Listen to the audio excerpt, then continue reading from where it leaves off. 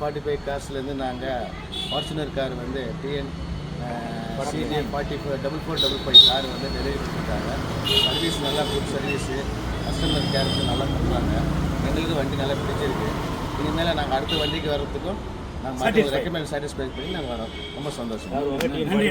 TN 45 காருக்கு good Thums அப்.